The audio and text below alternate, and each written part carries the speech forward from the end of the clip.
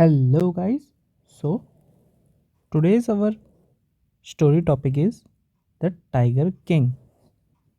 The Maharaja of Pritambapuram is the hero of this story. He may be identified as His Highness Jamidar General Khalidar Major Sattavyagra Samhari Maharaja Adhiraj Vyas Bhuvna Samarth sir Jilani जंग बहादुर MAD ACTC और CRCK, but this name is often shortened to the Tiger King. I have came forward to tell you why he came to be known as Tiger King. I have no intention of pretending to advance, only to end in a strategic withdrawal. Even the threat of a Stuka bomber will not throw me off track. The Stuka, it if it likes, can beat a hasty retreat from my story. Right at the start, it is imperative to disclose a matter of vital importance about the Tiger King. Everyone who reads of him will experience the natural desire to meet a man of his indomitable courage face to face, but there is no chance of its fulfillment. As Bharat said to Rama about Dashrath, the Tiger King has reached that final abode of all living creatures. In other words, the Tiger King is dead. The manner of his death is a matter of extraordinary interest. It can be revealed only at the end of the tale.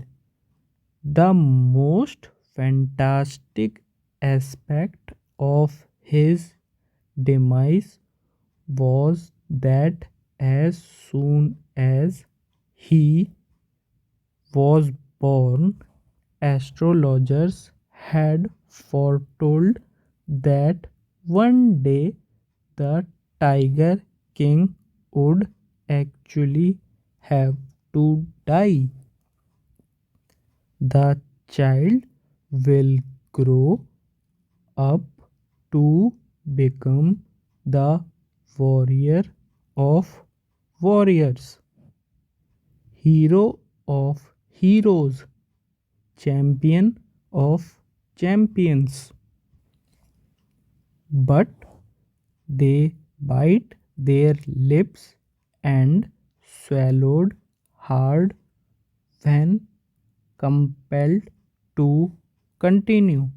The astrologers came out with it. This is a secret which should not be revealed at all, and yet we are forced to speak out. The child born under this star will one day have to meet its death. At that very moment, a great miracle took place. An astrologizing phrase emerged from the lips of the 10-day old Jilani Jung Jung Bahadur. Oh, wise prophets!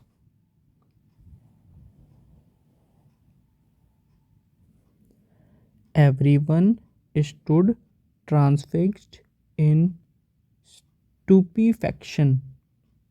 They looked wildly at each other and blinked. Oh, wise prophets, it was I who speak. This time there were no grounds for doubt. It was the infant born just 10 days ago who had enunciated the words so clearly. The chief astrologer took off his spectacles and gazed intently at the baby. All those who are born will one day have to die. We don't need your predictions to know that. There would be some sense in it if you could tell us the manner of what death. The royal infant uttered these words in his little squeaky voice.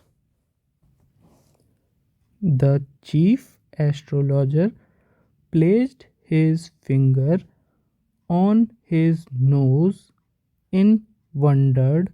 A baby barely 10 days old opens its lips in speech. Not only that, it also raises intelligent questions, incredible, rather like the bulletins issued by the War Office than facts. The chief astrologer took his finger off his nose and fixed his eyes upon the little princess. The prince was born in the hour of the bull. The bull and the tiger are enemies. Therefore, death comes from the tiger, he explained.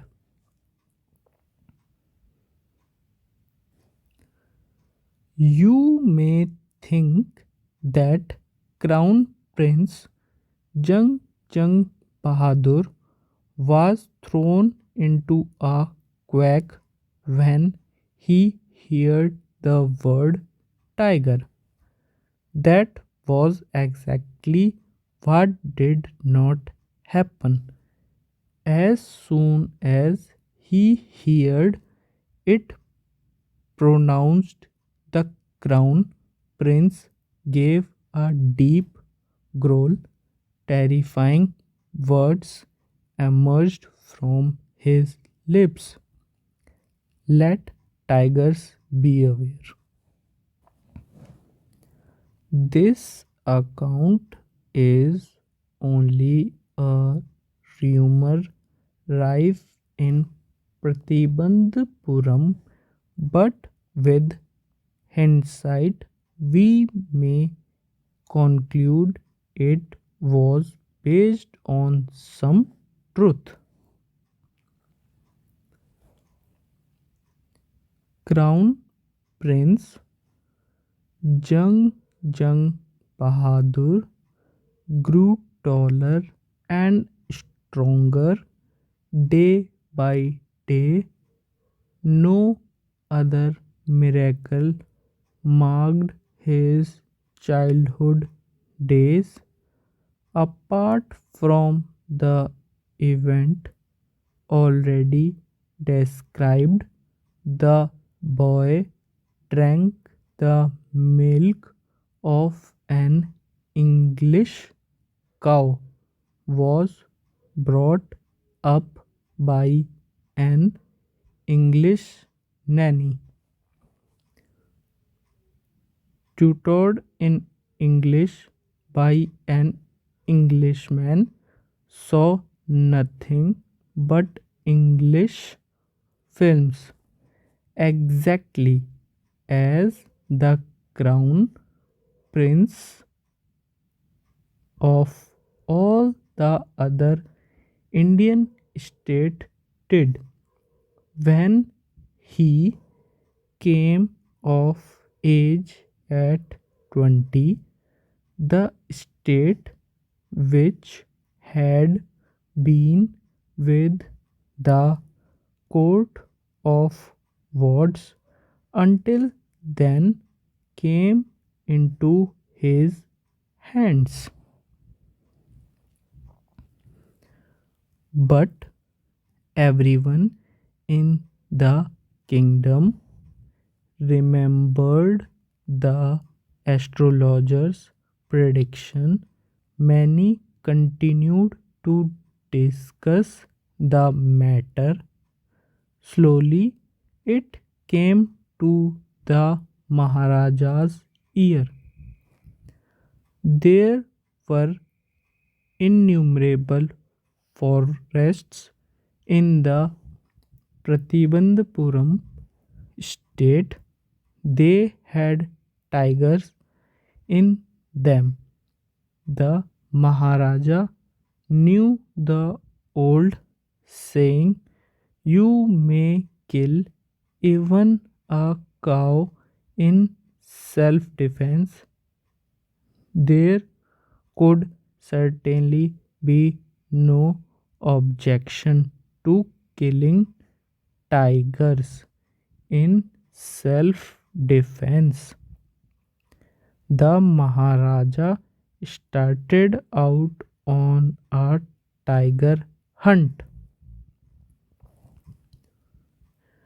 The Maharaja was thrilled beyond measures when he killed his first tiger. He sent for the state astrologer and showed him the dead beast. "What do you say now?"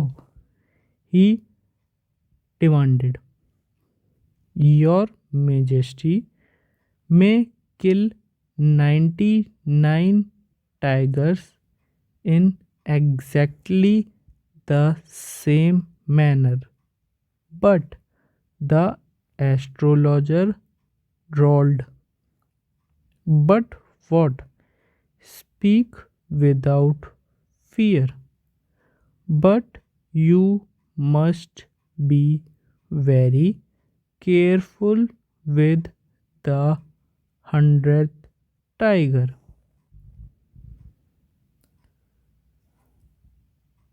What if the 100th tiger were also killed?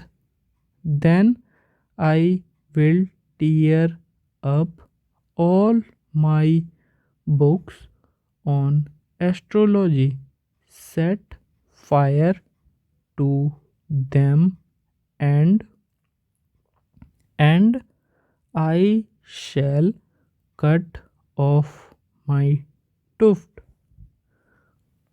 crop my hair short, and become a insurance agent. The astrologer finished on an incoherent note.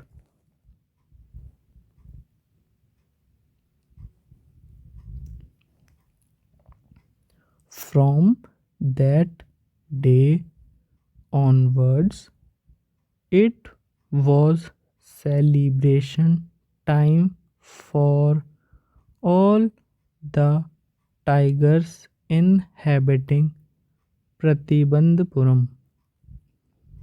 The state banned tiger hunting by anyone except the Maharaja.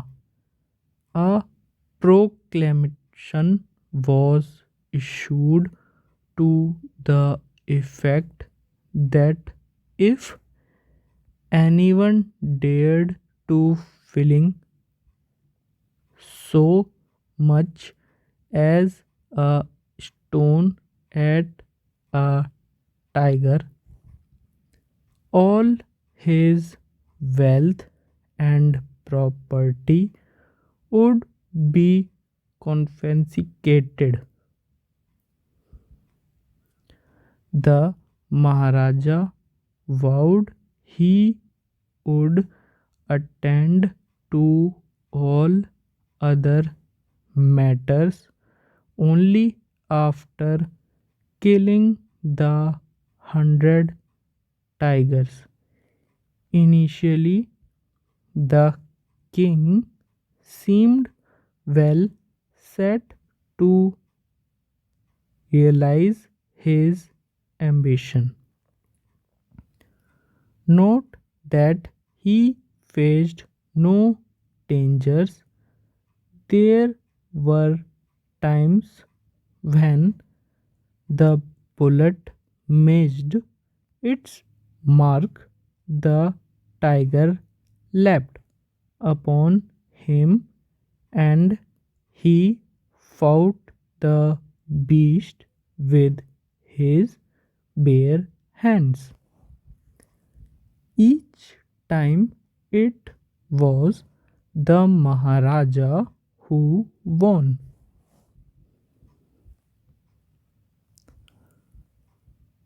At another time, he was in danger of losing his throne. A high ranking British officer visited Pretambapuram. He was very fond of hunting tigers and founder of being photographed with the tigers. He had shoot as usual. He wished to hunt tigers in Pratibandhapuram, but the Maharaja was firm in his resolve. He refused permission. I can organize any other hunt. You may go on a boar hunt. You may conduct a mouse hunt. We are ready for a mosquito hunt, but tiger hunt, that's impossible. The British officer's secretary sent word to the Maharaja through the Diwan that the Duari himself did not have to kill the tiger. The Maharaja could do the actual killing.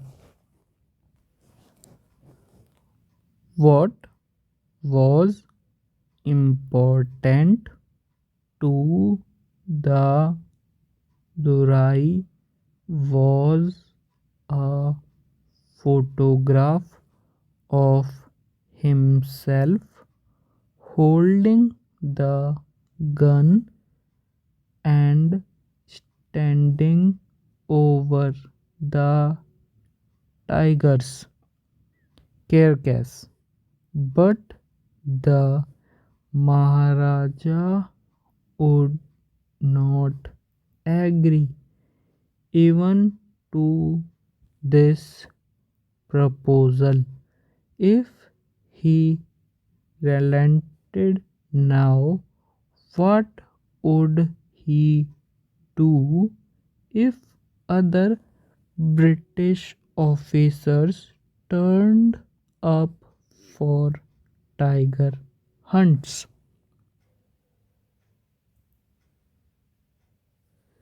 Because he prevented a British officer from fulfilling his desire, the Maharaj stood in danger of losing his kingdom itself. The Maharaja and the Diwan held deliberations over this issue. As a result, a telegram was dispatched forthwith to a famous British company of jewelers in Calcutta. Send samples of expensive diamond rings of different designs. Some 50 rings arrived. The Maharaja sent the whole lot to the British officer's good lady. The king and the minister expected the Durashani to choose one or two rings and send the rest back within no time at all.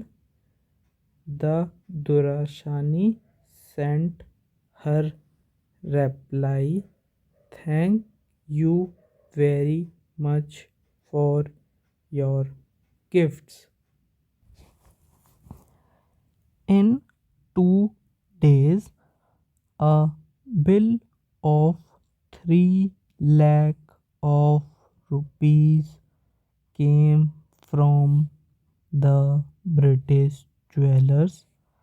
The Maharaja was happy that though he had lost 3 lakh of rupees, he had managed to retain his kingdom. The Maharaja's tiger hunts continued to be highly successful. Within 10 years, he was able to kill 70 tigers. And then an unforeseen hurdle brought his mission to a standstill. The tiger population became extinct in the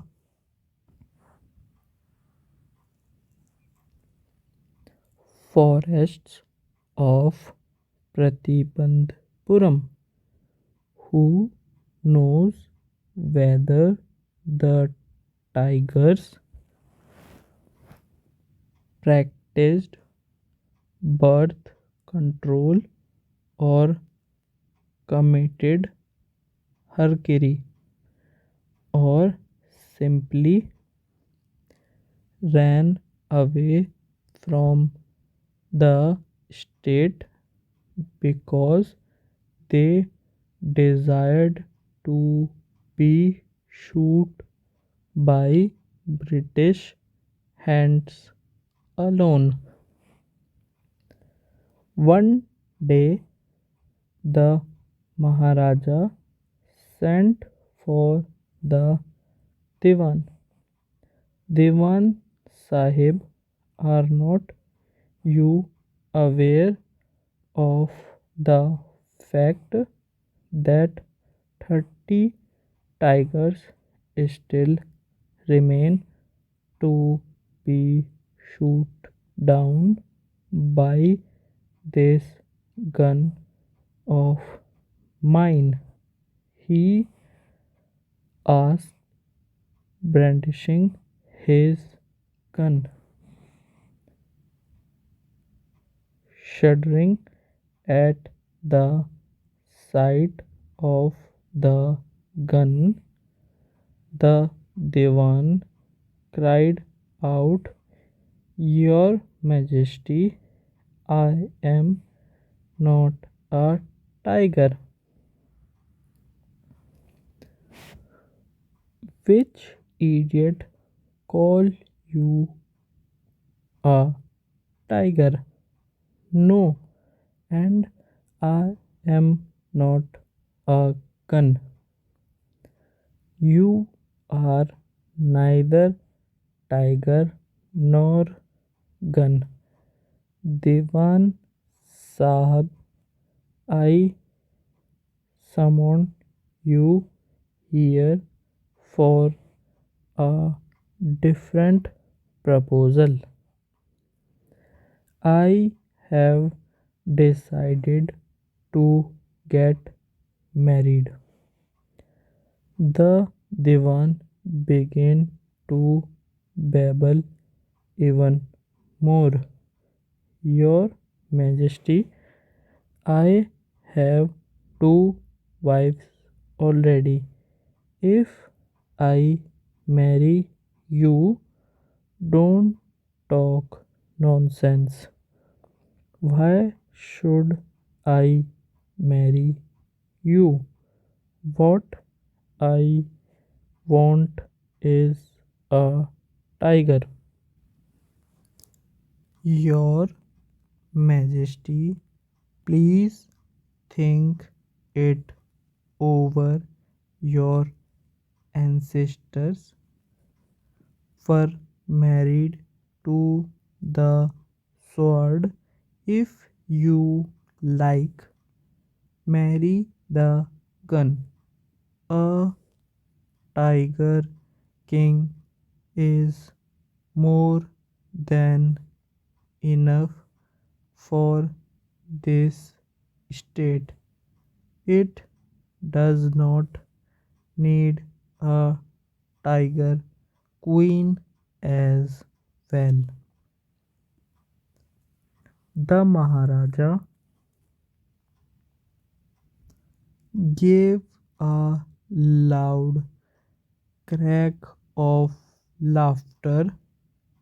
I am not thinking of marrying either a tiger or a gun, but a girl from the ranks of human beings.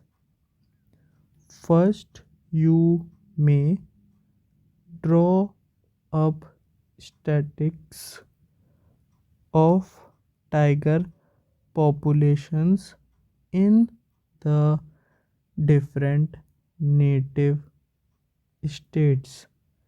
Next, you may investigate if there is a girl I can marry in the royal family of a state with a large tiger population.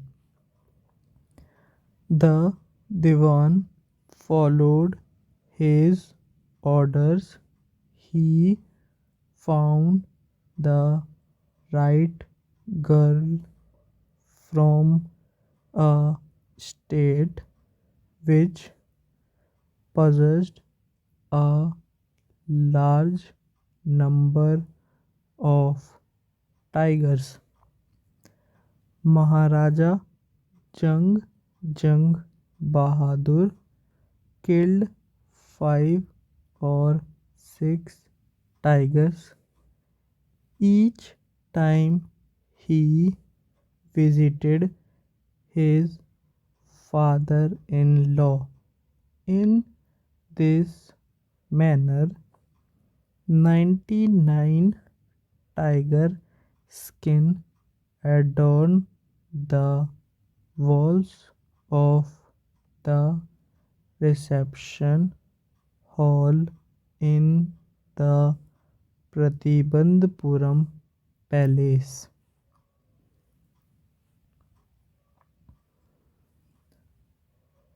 The Maharaja's anxiety reached a fever pitch when there remained just one tiger to achieve his tally of 100. He had this one thought during the day and the same dream at night.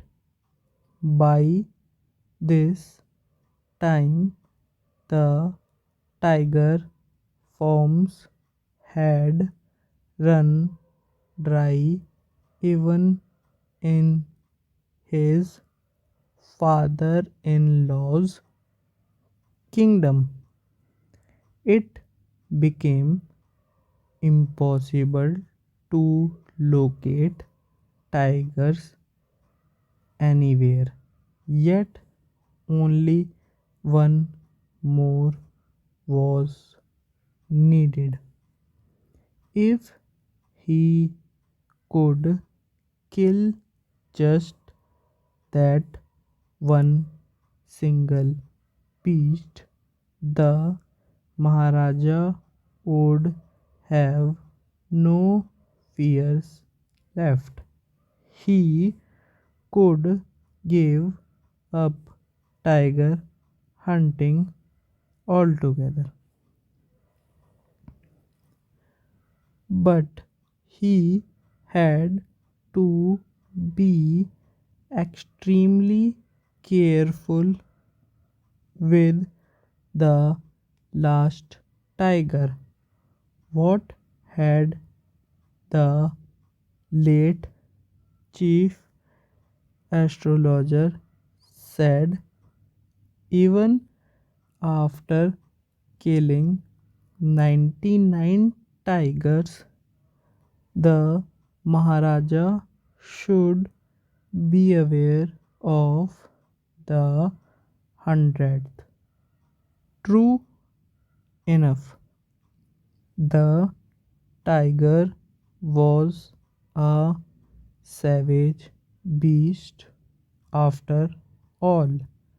One had to be wary of it. But Where was that 100th tiger to be found? It seemed easier to find tiger's milk than a live tiger. Thus, the Maharaja was sunk in gloom, but soon came the happy news which dispelled that gloom in his own state. Sheep began to disappear frequently from a hillside village. It was first ascertained that this was not the work of Khadir Mein Sahab or Virashmi Nakar, both famed for their ability to shallow sweep hole. Surely a tiger was at work. The villagers ran to inform the Maharaja. The Maharaja announced a 3-year exemptions from all taxes from that village and set out on the hunt at once. The tiger was not easily found. It seemed as if it had wantonly hid itself in order to flout the Maharaja's will. The Maharaja's was equally determined. He refused to leave the forest until the tiger was found. As the days passed, the Maharaja's fury and obstinacy mounted alarmingly. Many officers lost their jobs. One day, when his rage was at its height, the Maharaja called the Diwan and ordered him to double the land tax forthwith.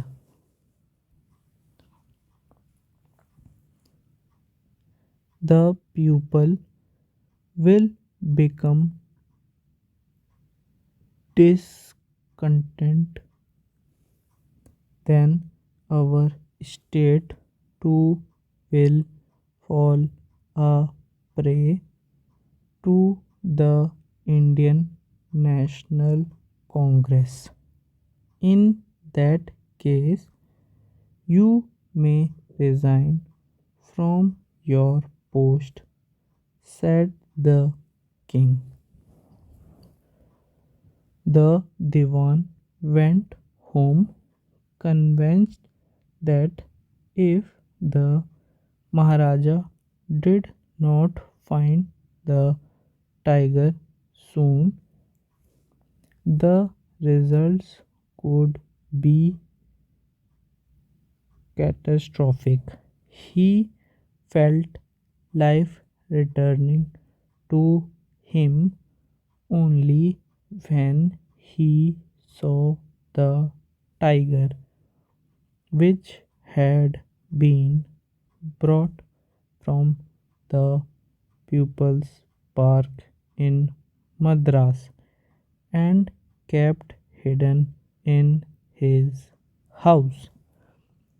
At midnight, when the town slept in peace, the Diwan and his aged wife dragged the tiger to the car and shoved it into the seat. The Diwan himself drove the car straight to the forest where the Maharaja was hunting.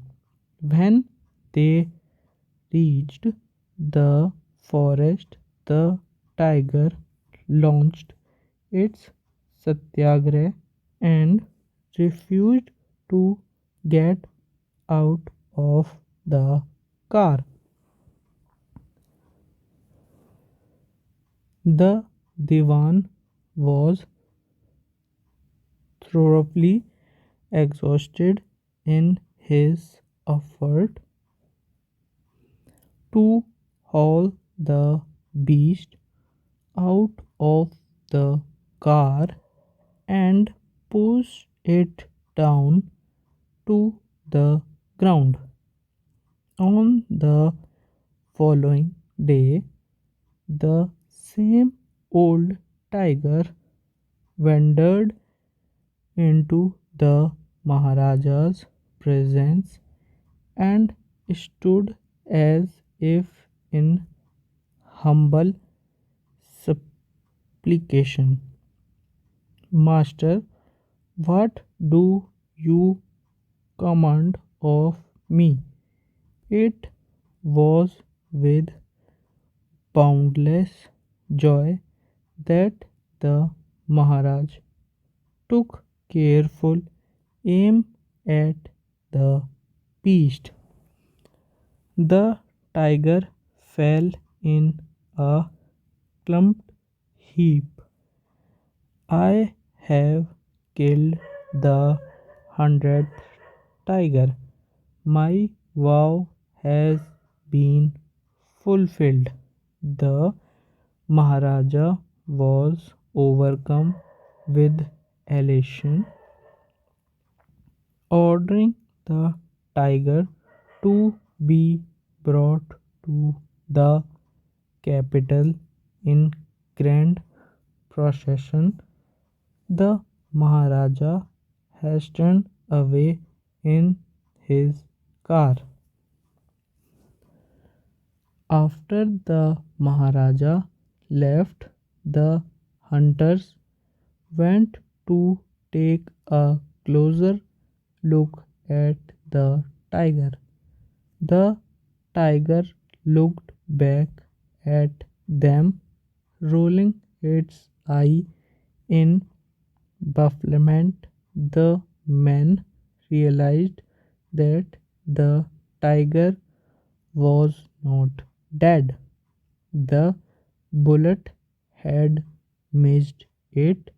It had faint from the shock of the bullet whizzing past.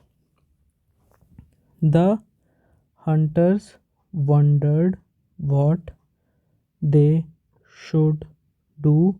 They decided that the Maharaja must not come to know that he had missed his target. If he did, they could lose their jobs. One of the hunters took aim from a distance of 1 foot and shoot the tiger. This time he killed it without missing his mark.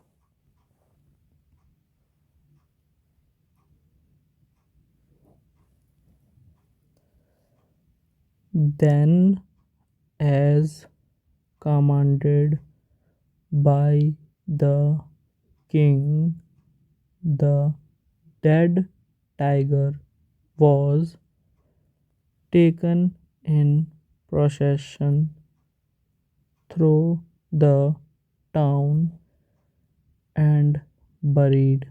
A tomb was erected over it.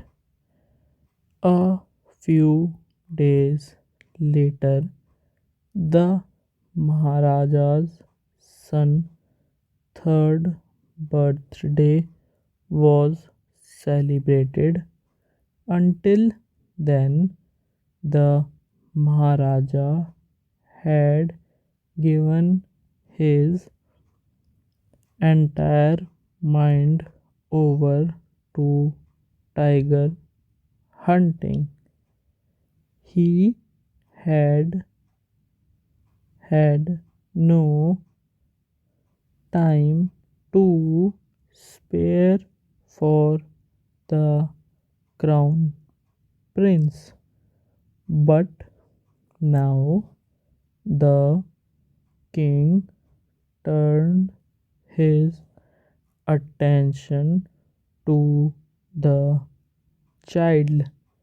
He wished to give him some special gift on his birthday.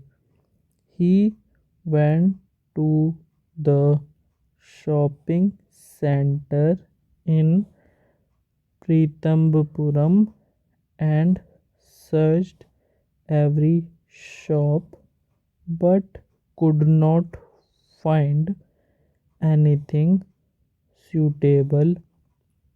Finally, he stopped a wooden tiger in a toy shop and decided it was the perfect gift.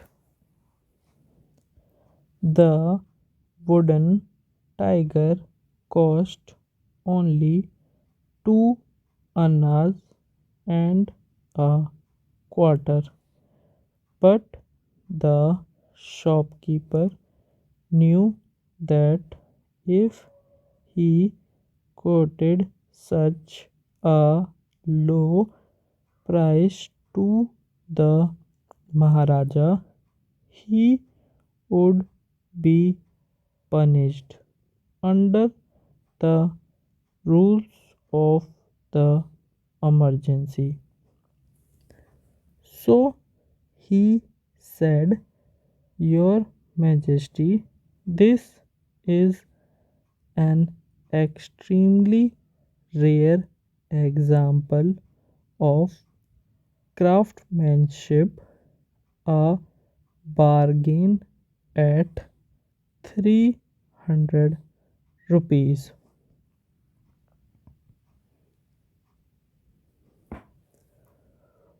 Very good. Let this be your offering to the crown prince on his birthday, said the king, and took it away with him. On that day, father and son played with that tiny little wooden tiger it had.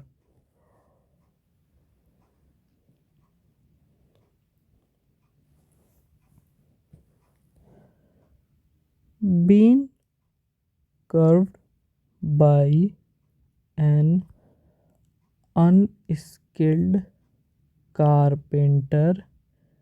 Its surface was rough.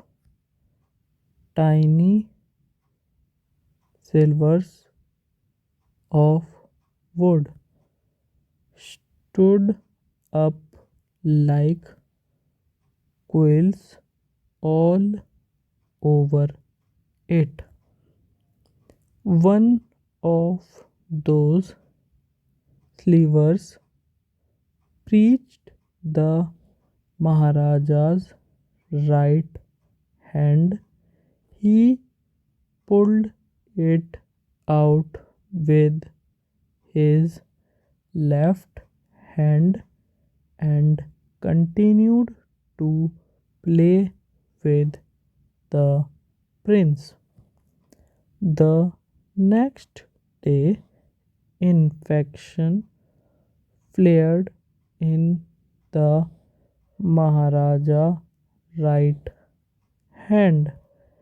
In 4 days, it developed into a suppurating sore which spreaded all over the arm.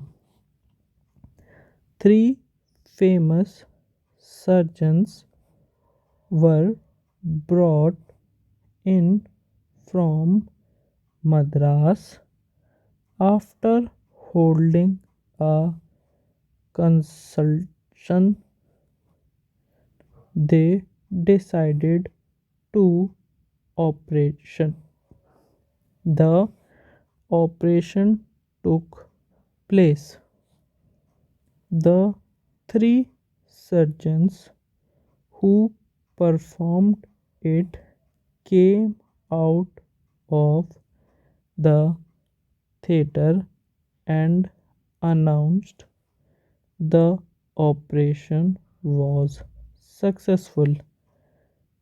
The Maharaja is dead.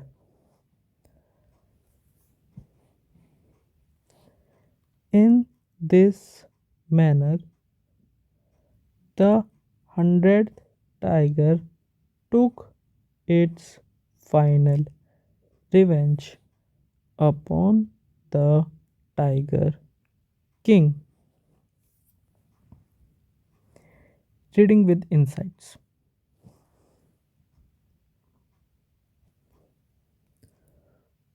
The story is a stare on the conceit of those in power. Who does the author employ the literary device of dramatic irony in the story? What is the author's indirect comment on subjecting innocent animals to the willfulness of human beings? How would you describe the behavior of the Maharaja's minions toward him? Do you find them truly sincere towards him, or are they driven by fear when they obey him? Do we find a similarity in today's political order? Can you relate instance of game hunting among the rich and the powerful in the present time that illustrate the closeness of human being towards wildlife? We need a new system for the age of ecology, a system which is embedded in the care of all people and also in the care of the earth and all life upon it. Discuss. So these are the questions at the end of this story. So here is some answers from my side. You can also give your answers. So it depends on everybody. It's difference one from one. So the first question is, the story is a satiric on the concept of those in power.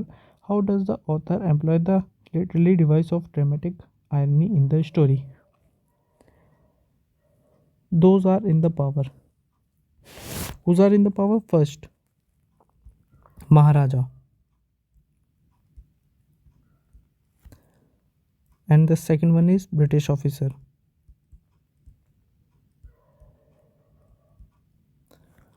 First, Maharaja gives the order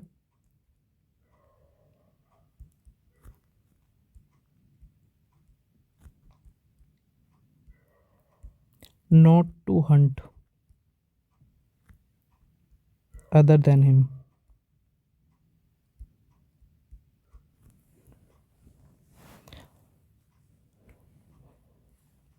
But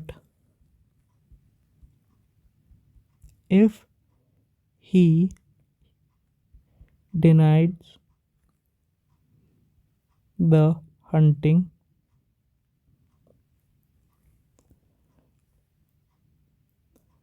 then he could lose his seat slash kingdom from British officers. What is the author indirect comment on subjecting innocent animals to the willfulness of the human being? The author wants to convey a message that if the person is in power, he can do anything, even it is right or wrong. Here, innocent animals like 1 to 100 animals, all tigers are innocent,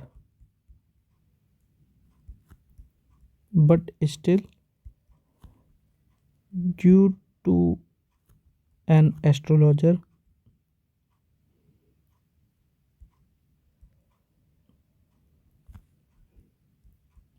all lost their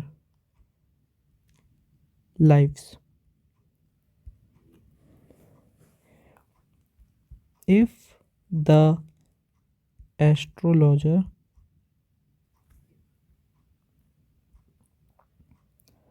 does not give any prediction, then all the tiger live their life span. And the third one is, how would you describe the behavior of Maharaja's minions toward him?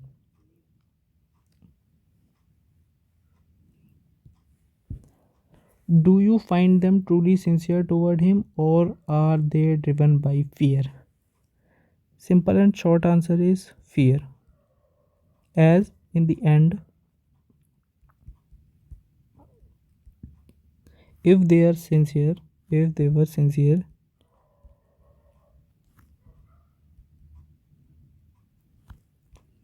they will tell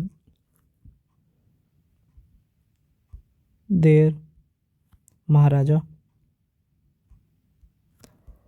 that he missed his shoot, but Due to fear, they did not tell anything to the Maharaja. Due to this, they are in fear of the Maharaja.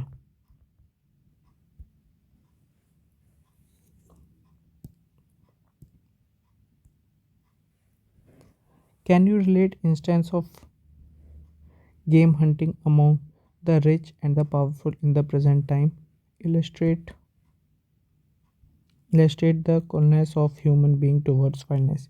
We need a new system for the age of ecology, a system which is embedded in the care of all human and also in the care of the earth and all life upon it discussed. So these are the questions you can also do from your own. That's the homework for you. So here is the whole story about a king, Tiger King. At the end of this story, he died with the 100th tiger.